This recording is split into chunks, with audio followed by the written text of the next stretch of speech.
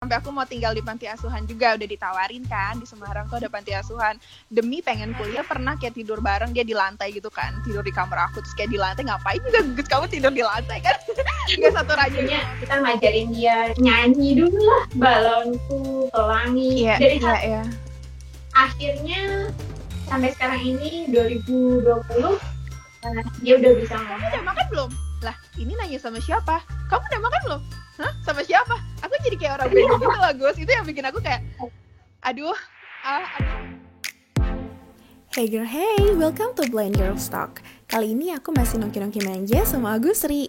Yang belum nonton episode sebelumnya, please ya go for it, karena aku ngobrolnya seru loh sama dia. Dan kali ini masih tetap sama Agus, tapi bahasanya lebih deep guys. So pastiin nonton sampai selesai ya. Here we go.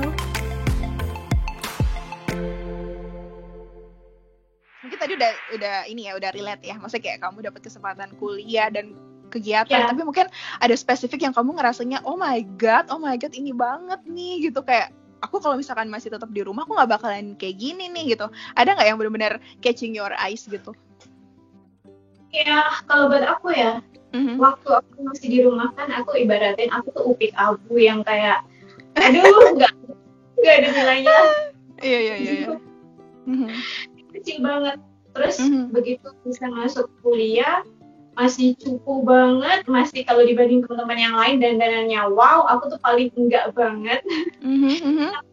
Dari bulannya waktu, terus dapat bantuan beasiswa, bisa punya tambahan uang, bisa dandan, terus kenal sama orang-orang pintar, orang-orang hebat.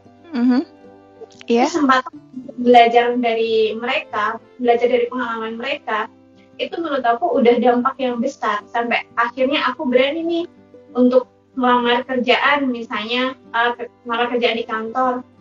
Terus aku juga berani nih untuk interaksi sama orang-orang dari luar negeri. Itu kecil, cuman aku dampaknya sampai saat ini adalah kepercayaan diri yang bisa ditularin ke teman-teman yang lain mungkin ya. Iya betul. Jadi kecil tapi buat aku besar. Iya sih, betul banget. Aku sih percaya itu sih Gus, percaya banget. Walaupun sebenarnya kan orang banyak yang bilang, semua bisa telecommuting kan, maksudnya semua bisa dilakuin di rumah. Cuman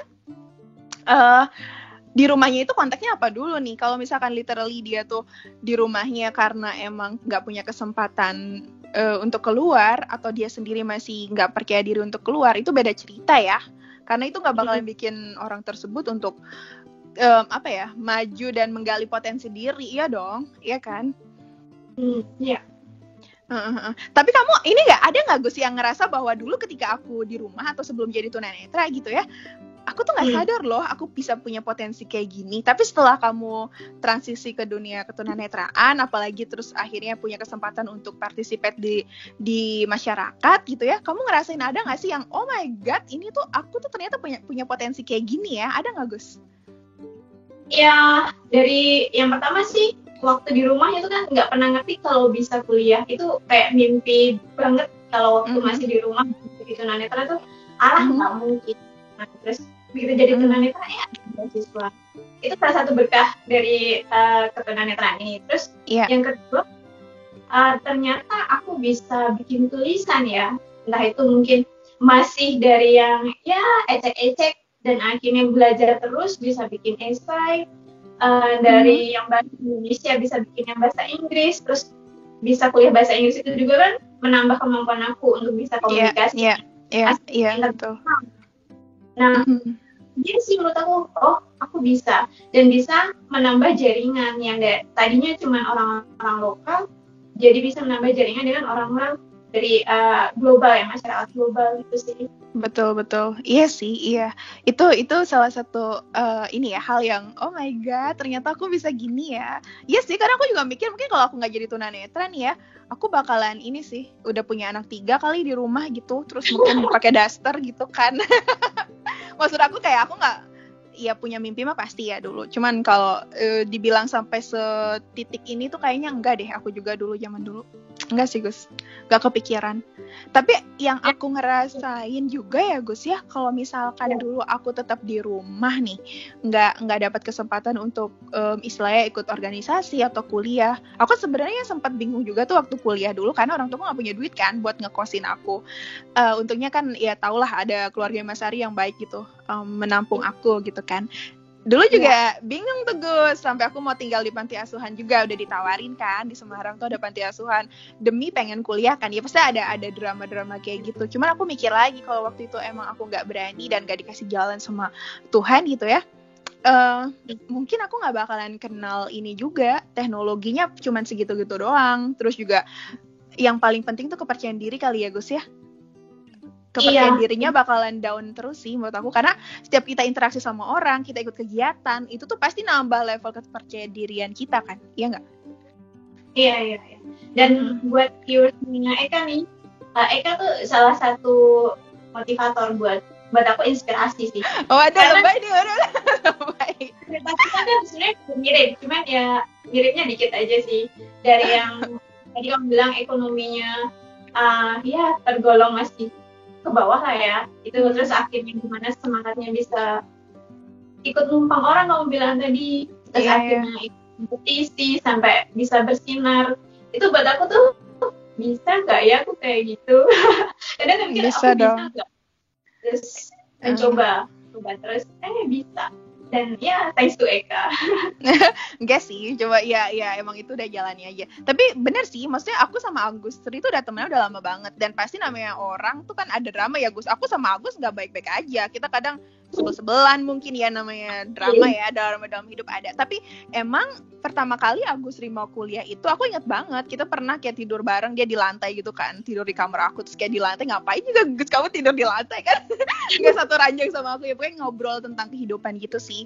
Nah aku tuh juga salah satu mikir bahwa oh ternyata di luar sana ada Eka yang lain juga ya, maksudnya nggak cuma aku yang ngalamin mungkin kesulitan ketika mau kuliah, ekonominya kayak gimana ya, ada juga yang lain. Mungkin di luar ada yang lain juga Gus, yang kayak kita Gus, nggak tahu juga ya, mungkin ada juga. Mungkin mereka lagi intip video kamu nih. Jadi nggak ada alasan ya Gus, kita tunet, kita cewek, kita dari maksudnya kayak financially struggle tuh bukan alasan kita untuk nggak maju ya, iya nggak sih? Nggak jadi alasan. Jadi yang terpenting ya dari diri sendiri dulu ya, dari dalam diri tuh mau keluar dulu, mau lebih baik untuk kedepannya. Terus percaya sih kalau aku keajaiban Tuhan itu baik. Terus sih. Tapi emang nggak semudah yang dibayangkan kali Gus bagi sebagian orang. Iya nggak, kita aja yang punya keinginan sendiri aja tetap banyak challenges-nya gitu.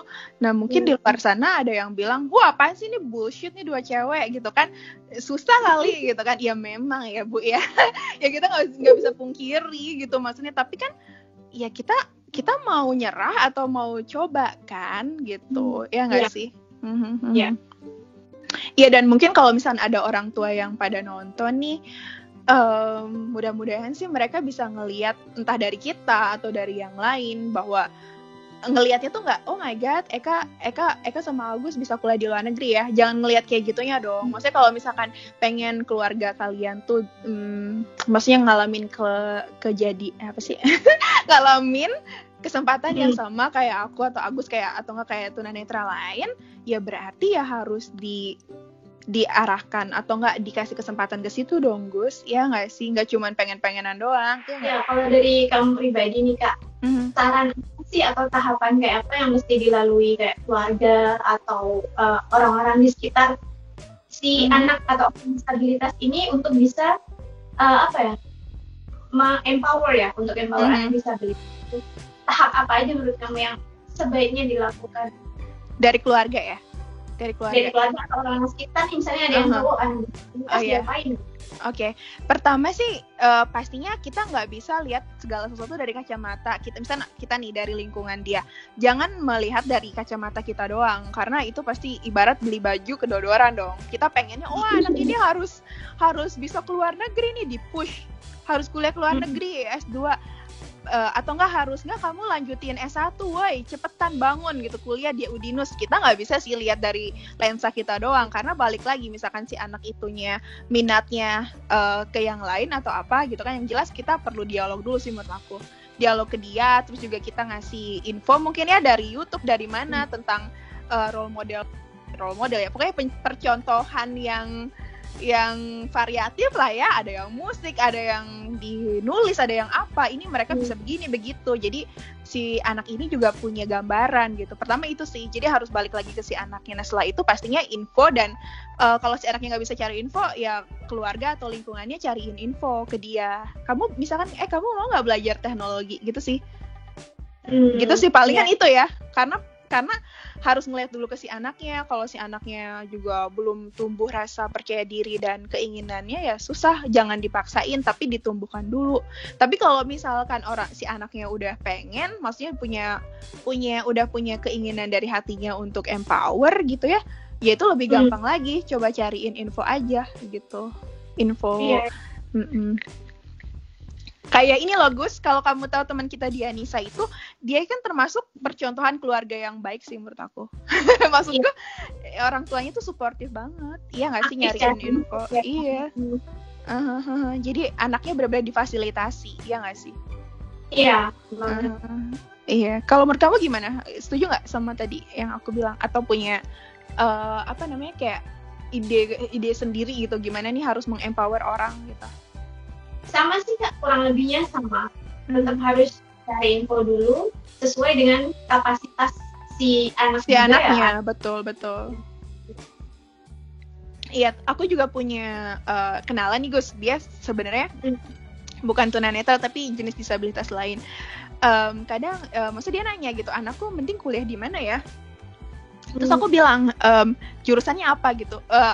Kita nggak bisa nentuin kan, maksudnya kalau menurut aku jurusanku yang terbaik, atau menurut aku jurusan Agus yang terbaik, tapi si anak ini kan belum tentu kan. Jadi balik lagi ke si anaknya minatnya apa. Jadi kalau istilahnya tuh person centered gitu kan, harus berpusat ke si orang tersebut, jangan dari kacamata kita. Iya, kita nggak bisa maksain ya dia jadi matematika masuk bahan pusing itu. Iya betul banget. Oke Gus, setelah aku miring-miring manja tadi ya ngelihatnya, kita udah ke track lagi nih, sekarang udah ke Bali. Nah Gus, kamu ada kisah lain atau apa sesuatu yang mau di-share nggak kaitannya? Oh my god, ini tuh dampak kayak drawback dari dari aku tuh selalu susah loh Gus ngomong institusionalisasi ini. Ada nggak kisah yang oh my god ini kelemahan nih dari institusionalisasi? Oke. Waktu itu sih sekitaran tahun 2013-an lah ya. Itu aku masih kayak balai rehabilitasi gitu. Nah, itu ada anak baru. Dia bukan anak-anak tapi ya, dia udah perempuan sekitar 34 tahun. Itu kan udah nggak remaja lagi ya. Iya. Dia tuh waktu diantar ke situ, sebenarnya dia disabilitas netra, tapi nggak bisa ngomong. Kenapa? Kan teman-teman bingung kan ya. Kan pasti dia ditaruh di satu kamar, nggak bisa ngomong. Ternyata dari cerita wali pengampunya itu dia kayak dipisah gitu tempat tinggalnya, terus nggak pernah diajak ngomong. Dia kan tunanetra dari kecil ya, terus nggak bener-bener kata-kata tuh dia susah nangkepnya. Kalaupun bisa agak lama jawabnya, jadi misalnya dipanggil nih misalnya pulang misalnya gitu ya, jawab berapa detik berikutnya, bisa 5 detik atau 10 detik, saking nggak pernah diajak. Jadi delay gitu jawabnya. Iya. Nah, untungnya sih kayak teman-teman netra yang ada di balai rehabilitasi itu support ya. Meskipun udah 34 tahun, akhirnya kita ngajarin dia nyanyi dulu lah, Balonku, Pelangi. Dari akhirnya sampai sekarang ini 2020 dia udah bisa ngomong, delaynya udah paling ya 2 detik lah gitu. Dan menurut aku ya selain dari keluarga yang bisa support, mungkin lingkungan baru yang kiranya ini perempuan ini bisa ditolong nih. Nah, jangan ragu-ragu sih ngasih bantuan buat aku. Siapa tahu akan berguna ke depannya. Betul. Iya. Aku sebenarnya belajar itu juga sih Gus di kampus. Aku ada mata kuliah kayak communication difficulty kan. Itu tuh aku sih kita nggak bisa juga ngejudge dia tuh apa defisiensinya kan harus di-assess dulu. Tapi kalau dari cerita itu aku jadi penasaran Gus, dia itu tapi vocabulary itemsnya banyak nggak sih kosakatanya dia atau terbatas juga? Dia tuh kesulitan untuk pronounce atau kesulitan juga untuk gimana ya Gus, vocabnya atau apa ya kalau menurut kamu? Nah, menurut kita sih waktu kita ajak ngomong kalau misalnya dia dipanggil dia nyaut, berarti dia ngerti. Cuman kalau dia kita sebut ini bakal, tapi dia nggak nyaut, kita ini berarti dia nggak pernah dengar kata ini. Jadi betul. Darinya. Tapi dia bisa produce kalimat nggak atau single word aja? Single word. Jadi waktu awal bener-bener awal itu single word banget. Tapi lama-lama ini ya, nggak bisa bikin kalimat gitu-gitu lama-lama. Frase-frase gitu mengungkapkan maksud dia bisa lama-lama bisa akhirnya bisa digembleng gitu ngomong gitu kan akhirnya bisa. Iya Gus, tapi aku setuju banget ini salah satu efek menurut aku, walaupun kita nggak get them wrong ya, nggak get the family wrong gitu, karena kita juga nggak ada di inside the family-nya. Cuman kalau ngelihat dari kacamata kita sebagai orang luar, kemungkinannya memang efek dari dipisahkannya itu dari interaksi sehari-hari di keluarganya, ya nggak sih? Iya, karena kalau menurut di kampus ya, aku belajar tentang communication difficulty, gimana sih kita punya anak, terus kita itu kalau pengen si anak ini maksudnya punya communication skill yang mumpuni itu harus gimana? Salah satunya adalah dengan joint attention dari kecil. Joint attention tuh kayak si orang tua tuh kayak yang ngajak omong terus nanti kayak itu lihat benda apa, benda misalnya anjing gitu, itu dog gitu kan, itu anjing gitu, atau enggak dia dikenalkan dengan banyak banget istilahnya kayak vocabulary atau kayak ungkapan ujaran-ujaran gitu Gus. Nah kalau dia mungkin di institusionalisasi, dia dipisahkan, dia tersendiri gitu, nggak gabung sama yang lain, akhirnya knowledge kayak word knowledge-nya dia jadi limited kan, jadi terbatas, ya nggak sih Gus? Karena dia nggak ngalamin interaksi sama orang, dia nggak dapet insight kata-kata dari orang kayak gitu. Udah nggak bisa lihat, nggak tahu namanya, kan nggak bisa nyentuh dan orang nggak ngenalin. Betul. Dunianya. Betul banget. Jadi emang iya sih, benar banget. Maksudnya kalau salah satu manfaatnya juga kalau kita membiarkan si tunanetra ini atau si disabilitas ini untuk interaksi sama orang atau partisipasi, ya mereka bakalan learning secara natural dari lingkungannya. Iya kan? Walaupun kita nggak ngajarin tuh, tapi dia bakalan kayak apa sih Gus namanya, kayak mendigest informasi gitu yang ada di lingkungannya, termasuk kayak mungkin dia di Baresos ngobrol sama kalian, akhirnya kan dia jadi bisa ngedigest kan kata-kata dari yang diucapkan sama teman-temannya atau mungkin yang diajarkan ke dia gitu sih. Miris sih Gus, jujur. Sedih banget itu waktu awal-awal. Iya, emang sedih banget. Jadi itu ya Gus ya. Berarti kalau misalkan si anak tersebut memiliki kedisabilitasan, kalau misalkan dia ditaruh di rumah terus, jadilah memperburuk dia ya sebenarnya ya. Iya nggak sih, memperburuk kondisi dia ya. Bisa istilah kiamat kecil nggak sih? Iya. Semakin nggak ngerti dunia.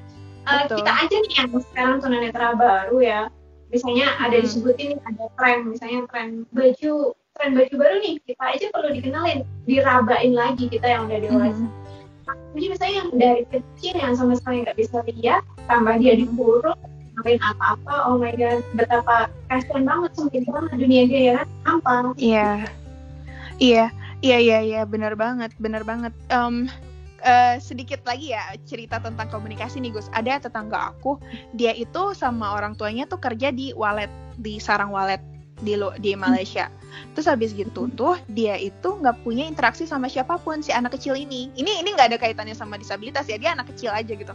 Dia anak kecil, habis gitu tuh dia nggak pernah ada interaksi sama peers gitu, sama orang lain nggak ada. Orang tuanya pun mungkin sibuk ngurusin walet kan, jadi dia tuh sendiri aja gitu. Nah, you know what, apa yang terjadi, dia nggak bisa ngomong, padahal usianya seharusnya udah usia kayak 6 tahun tuh udah bisa produce ungkapan atau ya simple words itu harus simple sentence dia bisa dong. Ini nggak bisa Gus gitu. Jadi miris. Tapi setelah dia itu dimasukin ke TK diurusin sama neneknya, oh my god, dia sama kayak yang lain gitu. Dia bisa produce sentences. Jadi maksud aku ini bukti salah satunya adalah ketika dirumahkan ya. Maksud tidak ada referensi dia apapun itu, kalau kontak kita di teman kamu nggak ada referensi apapun, jadinya dia blank dong, iya nggak, insight ke dianya sedikit, iya nggak sih? Iya. Oh ya Gus, aku juga mau ngebahas ini nih Gus nih, tentang tunet yang seringnya ngurung diri di kamar.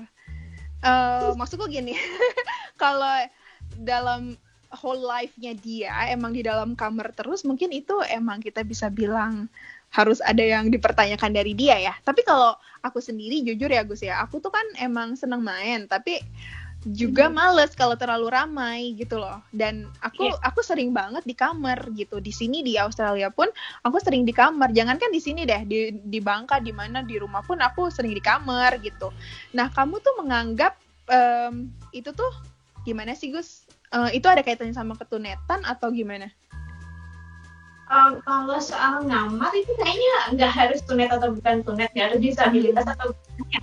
Karena kayaknya cewek-cewek juga itu yang lebih nyaman untuk berada di kamar.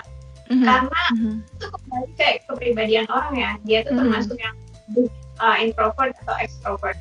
Mungkin itu bagian dari kepribadian itu. Jadi harus tunet dong yang suka di kamar. Banyak juga teman-teman yang mereka nyaman entah ngerjain tugas, entah cuma istirahat.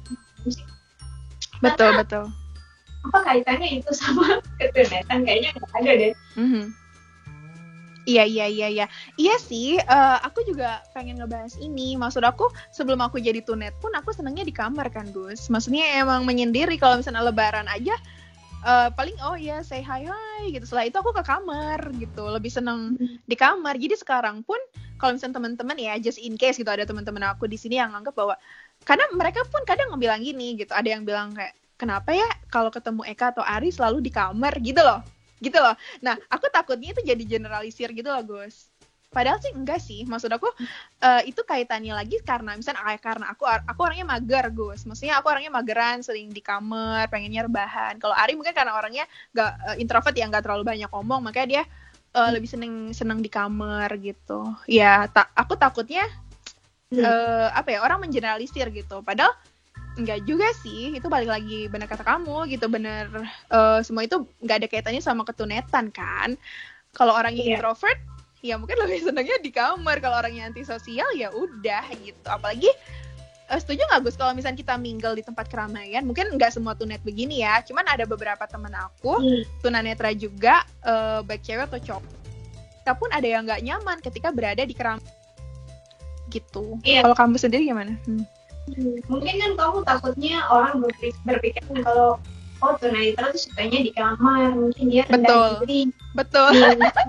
Iya betul. Bukan. Karena aku sendiri bisa aku bilang aku termasuk yang introvert kan. Aku bisa kayak ngobrol sama orang siapapun, bisa di keramaian, tapi nggak bertahan lama. Karena itu tuh rasanya kayak aduh stres banget. Entah kenapa kayak nggak mampu terlalu lama sama orang gitu kan. Terus ya aku juga suka di kamar, karena di kamar itu kayak bisa ngerjain hal-hal lain, banyak yang bisa dikerjakan. Jadi bermaksud sombong atau apa ya, acuh sama orang lain enggak sih? Iya sih. Disabilitas ya, iya betul nggak ada kaitannya sama kedisabilitasan gitu. Itu karena kitanya aja atau karena akunya aja yang emang orangnya mageran gitu loh, disuruh kumpul-kumpul. Misalnya kayak di rumah aku sering banget tante aku kayak sama teman-temannya ngumpul kan, masak-masak atau apa, aku seringnya di kamar Gus. Karena pertama alasan aku karena aku nggak begitu akrab ya sama teman-temannya tante aku. Yang kedua juga karena aku sebagai individu ya, bukan karena sebagai tunet.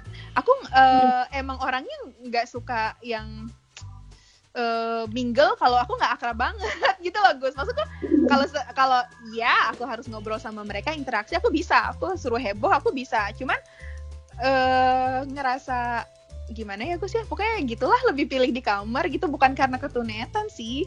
gitu. Iya, kalau aku sendiri sih kayak untuk menetralisir sih. Kalau misalnya udah seharian deh sama orang, ketemu orang, ngobrol, belajar segala macam. Tetap aku abis itu butuh di kamar bareng 2 jam atau 3 jam untuk dia menetralisir, kayak kembali memusatkan otak. Karena Iya. banget abis Iya. gitu. Iya, dan juga kalau misalkan di keramaian. Kalau di keramaian itu kadang tuh orang suara banyak banget kan, Gus. Jujur aku kayak lost gitu loh. Kayak tersesat di antara kegaduhan suara gitu. Itu bikin aku kayak bingung. Hah? Ini orang ngomong sama aku nggak ya? Karena nggak semua orang kan paham cara interaksi sama tunet kan. Ada yang Eka terus disenggol atau disentuh gitu. Tapi ada yang nggak. Kamu udah makan belum? Lah, ini nanya sama siapa? Kamu udah makan belum? Hah? Sama siapa? Aku jadi kayak orang bego gitu lah, Gus. Itu yang bikin aku kayak, aduh, udah deh aku di kamar aja kalau emang aku nggak perlu ikut mingle gitu ya. Kecuali emang aku harus mingle ya mingle gitu. Tapi kalau nggak mah, kalau masih bisa dihindari aku mending di kamar gitu. Tapi tunanetra lain mungkin nggak kayak gitu ya. Itu cuman aku doang yang kebetulan orangnya sensory processing untuk auditorinya mungkin rada-rada keganggu gitu. Kan orang beda-beda ya. Ada yang gemes kalau terlalu banyak suara, pengen kesunyian. Ada juga yang senengnya malah banyak suara kan. Itu beda-beda tiap individu. Ini sih klarifikasi dari kita aja ya. Oh my god, Gus, kita udah ngobrol panjang lebar, Gus, ini ya. Mungkin ada yang udah ketiduran juga. Biasa aja, udah ngerumpi begini nih. Iya, namanya ibu rumpi ya. Aduh, nggak tahu juga kita kalau misalnya ngobrol zaman dulu di kos-kosan sampai pagi ya, Gus, ya, sampai jam 2 pagi gitu, nggak selesai-selesai ngobrol. Tapi kayaknya sih kurang lebih mah itu ya bahasan kita tentang institusionalisasi. Iya. Ya dari kita ini sih semoga bisa jadi pengantar tidur dan nambah-nambah ilmu sedikit ya. Betul. Sebenarnya sih kita bukan expert ya, Gus, ya, nggak bisa ngomongin secara tingkat dewa gitu loh. Obrolan kita mah obrolan rumpi aja ya, Gus, ya. Kita kan masih belajar. Betul. Apa yang kita rasain aja. Kita betul. Iya, kita udah ngalamin. Yang jelas namanya institusionalisasi itu, walaupun si anak ini nggak dipasung gitu ya, tapi dia nggak dikasih kesempatan nih keluar, pasti ada dampak negatif sih buat dia menurut aku. Karena kita bisa bandingin lah, nggak cuma aku sama Agus, tapi teman-teman tunanetra cewek lainnya yang mungkin Agus tahu juga. Kayak aku tahu teman-teman di Jakarta kayak Andira, Teh Dani, oh my god, mereka tuh keren-keren tahu. Mereka cewek-cewek tunanetra, tapi mereka bisa empower, mereka bisa achieve banyak hal, dan mereka itu tidak dikungkung di rumah, meskipun secara fasilitas, sources mereka orang kaya, maksudnya, tapi mereka nggak dimanjakan, setahu aku sih gitu sih. Mereka dibebasin aja buat berkarya di luar gitu, ya nggak, Gus? Iya.